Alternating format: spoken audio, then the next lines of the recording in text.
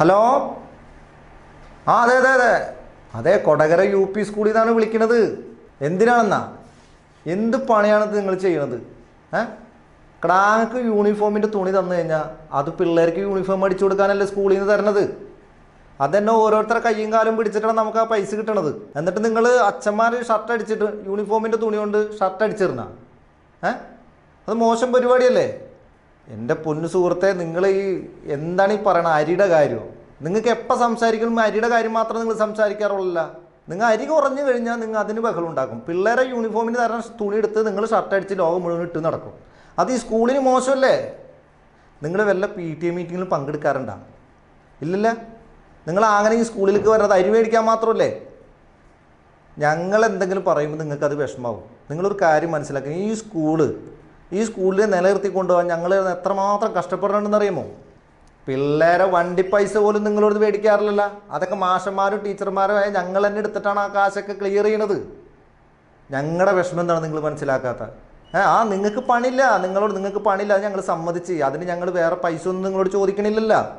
അടുത്ത PT meeting നിങ്ങൾ എന്തായാലും ഇവിടെ വരണം. ഒച്ചമ്പേടൊന്നും എടുക്കല്ലേ പിള്ളേരെ. ഞാൻ വെല്ലടിച്ചിട്ട് വരാം.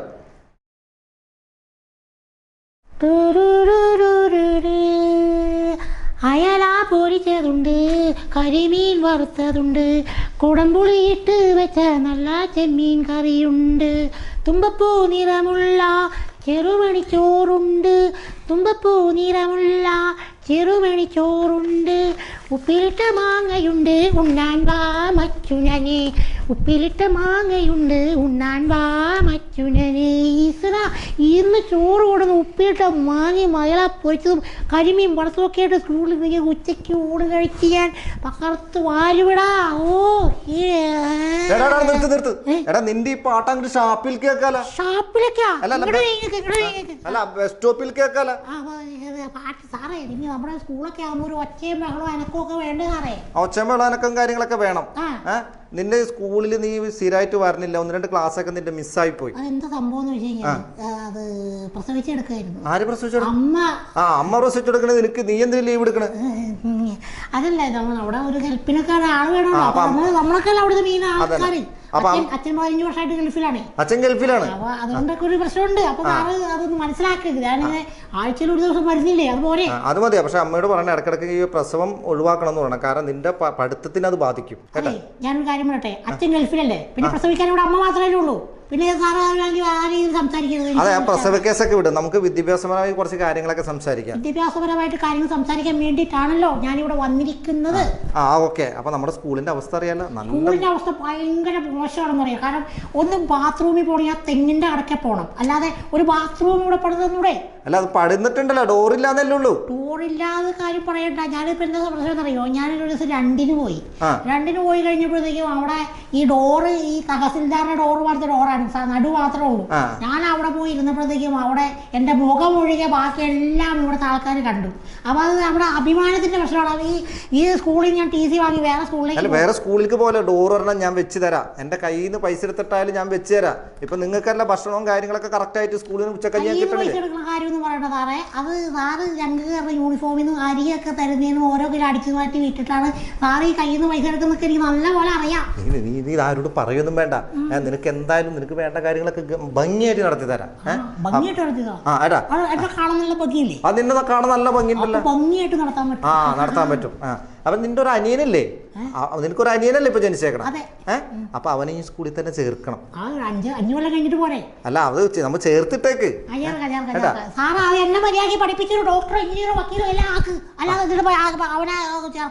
അതിൻ്റെതൊക്കെ ആക്കി തരാം. അപ്പൊ നമുക്ക് എന്തായാലും നീ അങ്ങോട്ട് മാറി ഞാൻ അറ്റൻഡൻസ് വിളിക്കാം. അവിടെ പോയിരിക്കാം. ഏട്ടാ, അപ്പോൾ അറ്റൻഡൻസ് വിളിക്കാം. അപ്പോൾ നിങ്ങൾ ബഹളം ഉണ്ടാക്കല്ലേ, ആരും ബഹളം ഉണ്ടാക്കാണ്ട് നിങ്ങൾ കറക്റ്റായിട്ട് ഹാജർ പറയണം കേട്ടാ. സുമേഷ്, നീ ആര്? ജനാർദ്ദന്റെ മകനാ? രഞ്ജീവ് കുമാർ. മതി. ഞാൻ ഇട്ടോണ്ട് ഇങ്ങനെ പറഞ്ഞു പോണ്ട കേട്ടാ. മുരളി.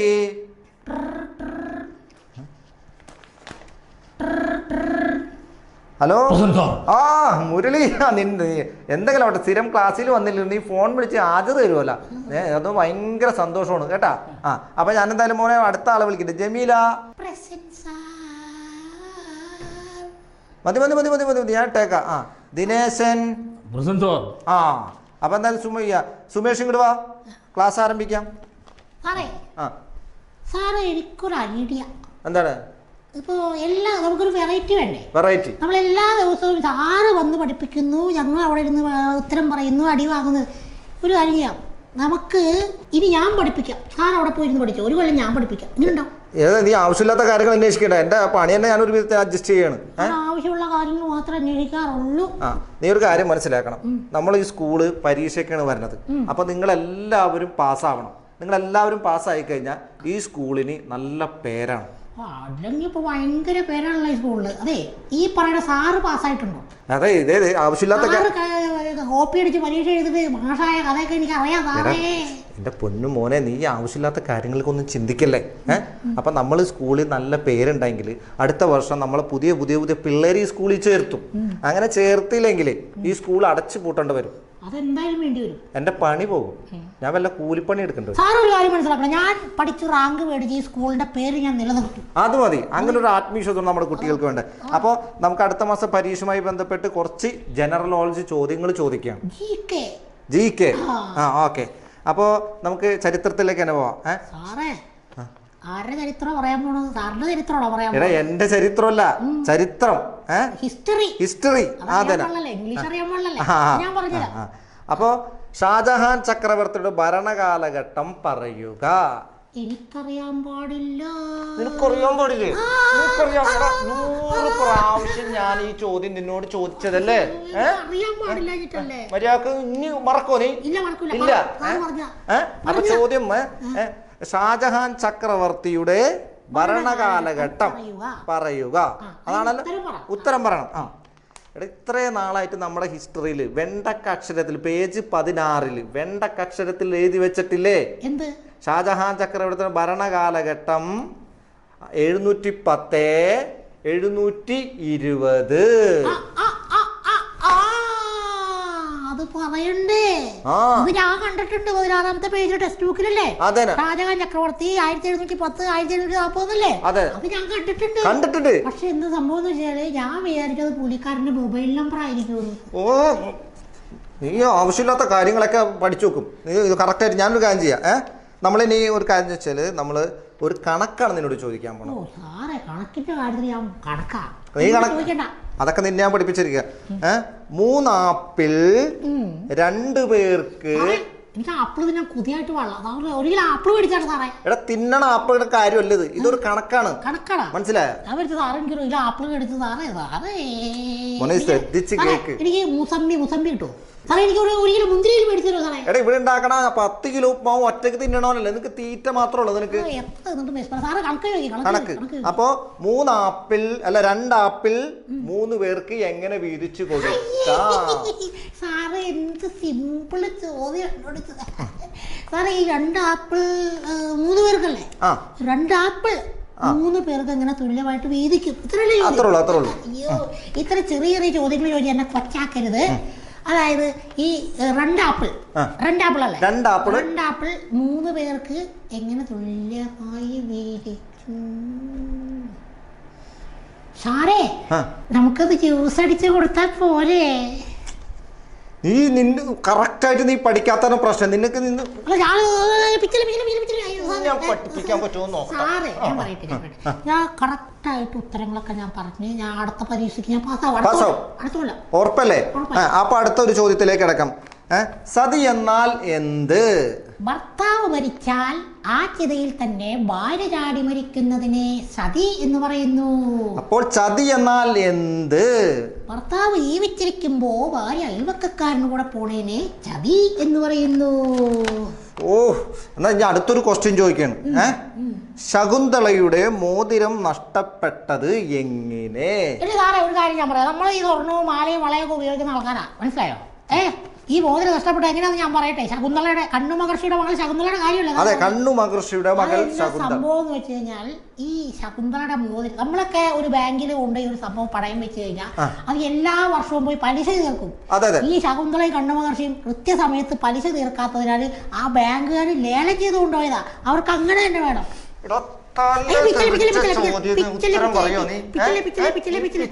അടുത്ത പരീക്ഷ സൂപ്പറായിട്ട് പറയും. ഇനി എന്റെ വടി കൊണ്ടായിരിക്കും നിനക്ക് കിട്ടണം. വടി ഇടിപ്പിക്കരുത് എന്നെ കൊണ്ട്. ഇനി വളരെ പ്രധാനപ്പെട്ട ഒരു ചോദ്യമാണ്. നിങ്ങളൊക്കെ വളർന്ന് വലിയതായി വരുമ്പോൾ നിങ്ങളുടെ ജീവിതത്തിൽ ഭാവിയിൽ നിങ്ങൾക്ക് ഗുണം ചെയ്യുന്ന ഒരു ചോദ്യമാണ്. ബാക്കിയുള്ള ചോദ്യങ്ങളൊന്നും ഒരു ഗുണവും ചെയ്യില്ലല്ലോ ഭാവിയിൽ. അല്ല, അപ്പൊ ആ ചോദ്യം എന്ന് പറയുന്നത് കേരള സർക്കാർ ബൈക്ക് ഓടിക്കുമ്പോൾ ഹെൽമെറ്റ് നിർബന്ധമാക്കിയത് എന്തിന്? ഹെൽമെറ്റ് നിർബന്ധം? അയ്യോ, അത് പറഞ്ഞപ്പോഴേ എന്റെ സാറേ ഞാനൊരു കാര്യം ഓർത്തത്. ഞങ്ങളുടെ വീട്ടിലെടുത്ത ആ ജോസഫേട്ടനില്ലേ, ആ ജോസഫേട്ടൻ ആളുടെ എൻഫീൽഡ് എടുത്തിട്ട് ഹൈവേയിൽ ഭയങ്കര സ്പീഡിൽ പോയി ഓടി ഒരു കാറ് വന്നിടിച്ച് എൻ്റെ പൊന്നെ ഹെൽമെറ്റ് വെച്ചത് കൊണ്ട് തലയ്ക്കൊന്നും പറ്റിയില്ല. ഇപ്പൊ മനസ്സിലായില്ലേ ഹെൽമെറ്റിനുള്ള ഗുണം എന്താണെന്ന് മനസ്സിലായില്ലേ? പക്ഷേ ശരീരമൊക്കെ ഉണ്ടല്ലോ ആകെ ചതഞ്ഞറിഞ്ഞ് ചമ്മന്തി പോലെ കണ്ട സൈക്കിളാറേ. നിന്നോട് ചോദിച്ചിട്ട് കാര്യമില്ല. അടുത്ത ഒരു വളരെ പ്രധാനപ്പെട്ട ഒരു ചോദ്യമാണ്, ശ്രദ്ധിച്ച് കേട്ടണം. നമ്മുടെ ഭൂമിയുമായി ബന്ധപ്പെട്ട ഒരു ചോദ്യമാണ്. വഴിവക്കിൽ മരം നട്ടുപിടിപ്പിക്കുന്നത് എന്തിന്? മൂലക്കുരു ഓപ്പറേഷൻ കൂടാതെ സുഖപ്പെടുത്തും എന്ന ബോർഡ് വെക്കാൻ. സാറ് സുഖപ്പെടുത്തിയില്ലേ? സാറ് പോയിട്ട് മരത്തിന്റെ ബോർഡ് കണ്ടിട്ട് പോയി സുഖപ്പെടുത്തി അതല്ലേ? നിർത്ത്. അതെ, നിന്റെ ഇനി പരീക്ഷയിൽ എനിക്ക് യാതൊരു പ്രതീക്ഷയില്ല. നമ്മുടെ സ്കൂള് കലോത്സവമാണ് വരുന്നത്. നമ്മുടെ സ്കൂളിന് കഴിഞ്ഞ വർഷം നല്ല പോയിന്റ് കിട്ടിയാണ്. ഞാൻ ഒരു കവിത എൻ്റെ സ്വന്തമായിട്ട് എഴുതി കൊണ്ടുവന്നിട്ടുണ്ട്. കവിത സ്വന്തമായിട്ട് എഴുതിയിട്ടുണ്ട്? എൻ്റെ ഒരു പ്രത്യേകത എന്ന് പറഞ്ഞാൽ ഞാൻ ആരും കോപ്പി അടിക്കൂല. അത് എനിക്കിഷ്ടമല്ല. അത് ഭയങ്കര ചതിയാണ്. ഈ കോപ്പി അടിക്കുക എന്ന് പറഞ്ഞാൽ എനിക്ക് ഭയങ്കര ദേഷ്യമുള്ള കാര്യമാണ്. കാരണം നമ്മളെപ്പോഴും ഒരു സംഭവം സ്വന്തമായിട്ട് എഴുതിണ്ടാക്കി അവതരിപ്പിച്ച് പത്തി മേടിക്കണം. അപ്പൊ ഞാനൊരു കവിത എഴുതിയിട്ടുണ്ട്. അത് കാക്കയെ കുറിച്ച് സ്വന്തമായി എഴുതിയ നമ്മുടെ മിടുക്കനായ കൊച്ചുകൂട്ടൻ സന്തോഷമുണ്ട്. കാക്കയ്ക്ക് എന്തൊക്കെയുണ്ടെന്ന് അറിയാമോ? രണ്ട് കണ്ണുണ്ട്, രണ്ട് കാലുണ്ട്, പിന്നൊരു വാലുണ്ട്. പിന്നെ വാലിന്റെ അടിയില് അത് പിന്നെ വാലുണ്ടല്ലോ, വാലിന്റെ അടിയില് ഇത്രക്കോളം പോകുന്നൊരു തൂവലുണ്ട്. അപ്പൊ കാക്കയുടെ കവിതയല്ല, ഭയങ്കര സംഭവം. അതായത് മഹാകവി സുമേഷ് കുമാർ സ്വന്തമായി എഴുതിയ കവിതയാണ് കാക്ക.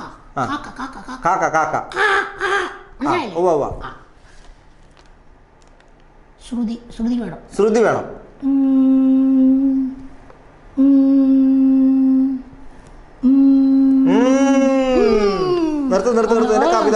കവിത മര്യാദക്ക് ചൊല്ലുന്നുണ്ടെ ചൊല്ലിയാ മതി. കറുത്ത കാക്ക, കറുത്ത കാക്കതൻ വെളുത്ത കാഷ്ടം, കറുത്ത കാഷ്ടം കൊന്നേ. ആരെ കൊന്നു? കണിക്കൊന്നേ പൂത്തുലഞ്ഞ്. അതെ, ഇത് ഒരു സുഖമില്ല. ഞാൻ വേറെ ഇതൊക്കെ ചെറിയ ഐറ്റമല്ലേ. അതായത് ഈ സ്കൂളിൽ വേറെ ഒരു കുട്ടിയും പങ്കെടുക്കാത്ത ഒരു ഐറ്റമാണ് ഞാനിവിടെ അവതരിപ്പിക്കുന്നത്. Variety item. അതായത് ഈ സ്കൂളിൽ ഏതെങ്കിലും കുട്ടികളെ കഥാപ്രസംഗം അവതരിപ്പിക്കുന്ന സാറ് കണ്ടിട്ടുണ്ടോ? ഞാൻ കണ്ടിട്ടില്ല. അതാണ് സുമേഷ് കുമാറിന്റെ പ്രത്യേകത. കഥാപ്രസംഗം. എന്റെ കഥാപ്രസംഗം എന്ന് പറഞ്ഞാൽ ഞാൻ ഈ നേരത്തെ പറഞ്ഞൊരു സംഭവം ഉണ്ടല്ല, കോപ്പി അടിക്കാതെയാണ് ഞാനൊരു കഥാപ്രസംഗം ചെയ്യുന്നത്. ഈ കഥ സാറ് എവിടെ നോക്കിയാലും എവിടെ ബുക്കിലും മൂലയിൽ നോക്കിയാലും സാറിന് മനസ്സിലാവൂല. ഇത് ഞാൻ സ്വന്തമായിട്ട് വേറെ കഥ കോപ്പിയല്ല. മനസ്സിലായോ? അപ്പോ ഞാൻ കഥാപ്രസംഗം അവതരിപ്പിക്കട്ടെ. അവതരിപ്പിച്ചോ.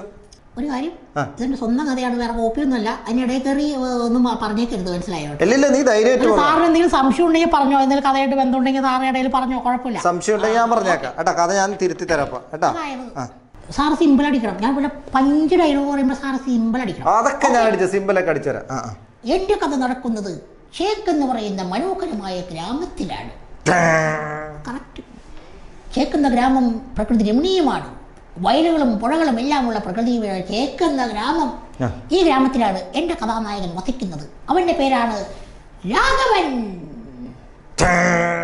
അരമണിക്കൂർ കഴിഞ്ഞിട്ടാണ് സാറ് സിമ്പിൾ അടിക്കുന്നത്. ഇങ്ങനെ പോയി കഴിഞ്ഞാൽ സ്കൂളിൽ പോയി ബസ് കിട്ടില്ല. അതുപോട്ടെ, എൻ്റെ കഥാനായകൻ്റെ പേരാണ് രാഘവൻ. കറക്റ്റ്. ഈ രാഘവൻ ഒരു പ്രത്യേകത, ഇത് ആരും ഇതുവരെ പറയാത്തൊരു, ഈ രാഘവൻ ഒരു പ്രത്യേകതയുണ്ട്. ഈ രാഘവൻ ആരെയെങ്കിലും നോക്കി മീശ വിരിച്ചാൽ അന്ന് അയാളുടെ വീട്ടിൽ കയറി മോഷ്ടിക്കും. അതാണ് ഈ രാഘവന്റെ പ്രത്യേകത. അങ്ങനെ ചേക്ക് ഗ്രാമവാസികൾ ഈ രാഘവൻ ഒരു ചെല്ലപ്പേരിട്ടു, മീശ രാഘവൻ. സാറേ കഥ പറയട്ടെ. അങ്ങനെ ഇത് കഥ ഇല്ല ഒരു പെൺകുട്ടി ചേക്ക് ഗ്രാമത്തിലൊരു പെൺകുട്ടി ഈ രാഘവനെ സ്നേഹിക്കുകയാണ്. അങ്ങനെ അവൾ രാഘവനെ ഓർത്തോർത്ത് പാടുകയാണ്.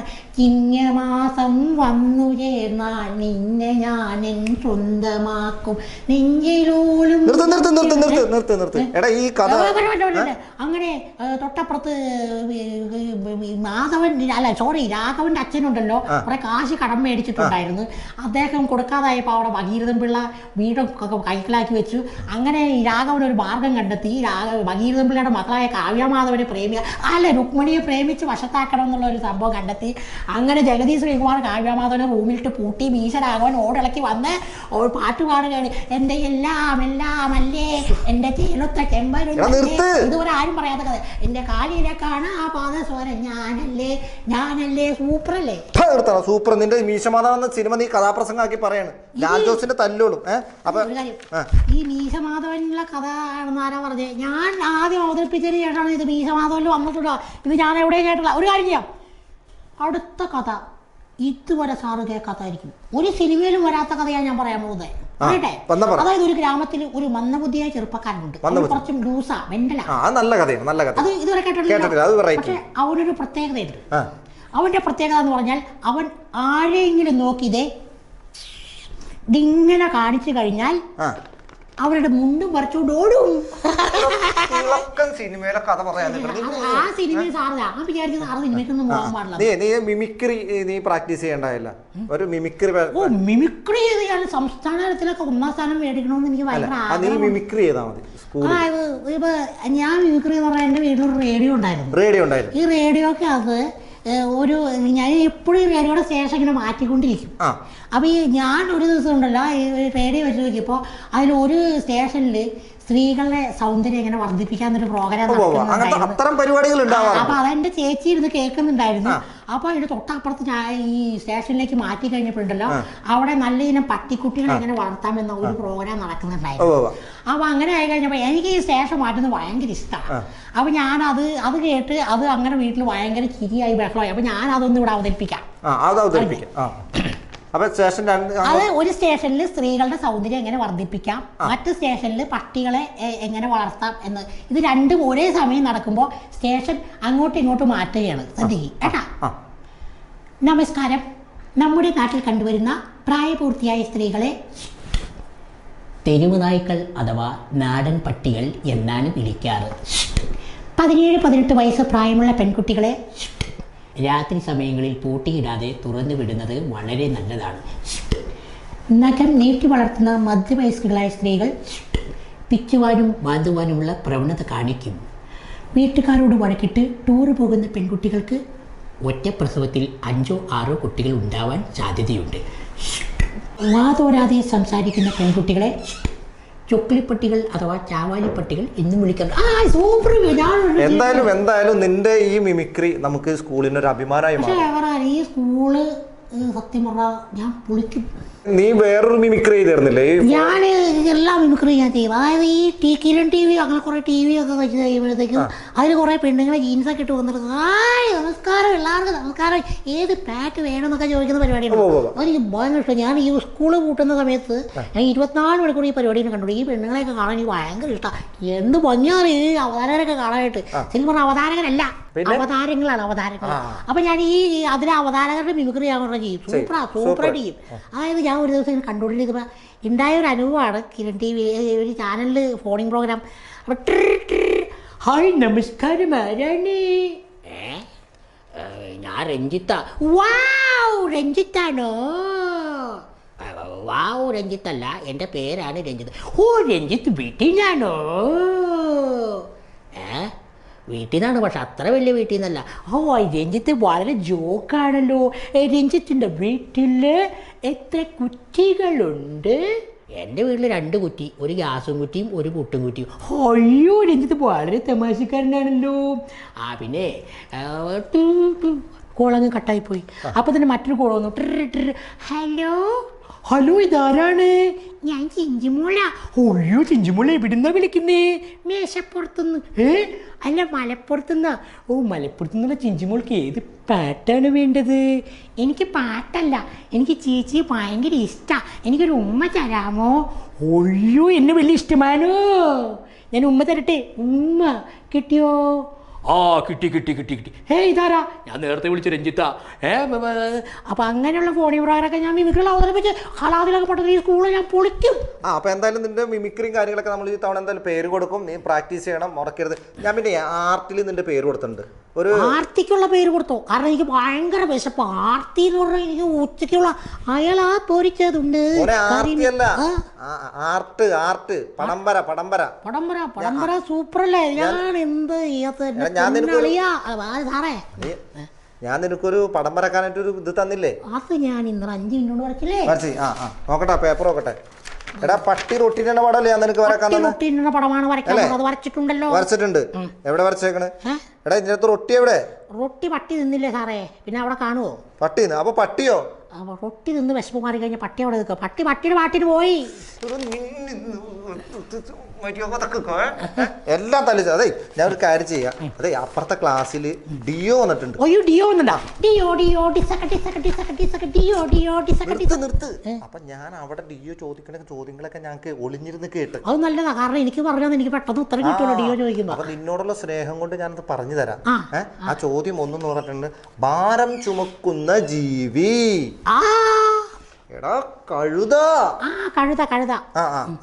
കക്കൂസും കുളിമുറിയും നാം എന്തിനാണ് ഉപയോഗിക്കുന്നത്? മലമൂത്ര വിസർജനത്തിന്. ചോദ്യം 3, എലികളെ നമ്മളെ എങ്ങനെ കൊല്ലും? ഒന്നുകിൽ വിഷം കൊടുത്ത് കൊല്ലുകയോ അല്ലെങ്കിൽ തല്ലിക്കൊല്ലുകയോ ചെയ്യാം. അടിപൊളി. അപ്പൊ ഇത്തരം ചോദ്യങ്ങളായിരിക്കും. അപ്പൊ ഒന്നാമത്തിന്റെ ഉത്തരം കഴുത, രണ്ടാമത്തിന്റെ ഉത്തരം മലമൂത്ര വിസർജനം ചെയ്യാൻ, മൂന്നാമത്തിന്റെ ഉത്തരം ഒന്നുകിൽ വിഷം കൊടുത്ത് കൊല്ലുകയോ അല്ലെങ്കിൽ തല്ലിക്കൊല്ലുകയോ ചെയ്യണം. അടിപൊളി, സൂപ്പർ. ഇത് ഡിയോ ഡിയോ. ഞാൻ ഒന്നാമത്തെ ഡിയോ ഞാനും വലിയ ചേരൂല. അപ്പൊ എന്റെ കുറച്ച് ദിവസം ലീവില്ല. എന്നെ കണ്ട ആദ്യമായി എന്നെ എന്തെങ്കിലും ചെയ്യും. സാറ് ലീവിലാന്ന് പറഞ്ഞേക്കാം. ഒരു കാര്യം ഡീൽ ചെയ്യണം സാർ. ഓക്കെ ഡിയോ വരട്ടെ. A few moments later.